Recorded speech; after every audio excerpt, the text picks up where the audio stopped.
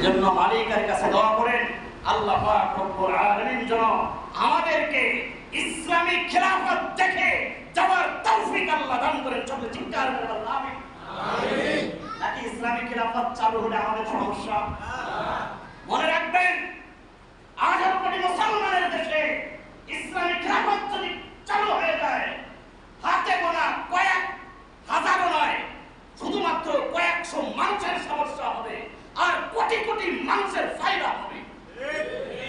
কারণ আমার মা তার হক বুঝে পাবে, আমার বোন তার অধিকার পাবে, আমার ভাই তার অধিকার পাবে, রাষ্ট্র তার ন্যায্য পরিচালক পেয়ে যাবে, সমাজ তার হাকিম পেয়ে যাবে, রাষ্ট্র তার পরিচালনার ন্যায্য হাকিম এবং বিচারক পেয়ে যাবে। অতএব কোটি কোটি মানুষ শান্তি পাবে, হাতে গোনা কয়েকশো মানুষ শুধুমাত্র তাদেরই ক্ষতি হবে ইসলামী আইন যদি চালু হয়ে যায়।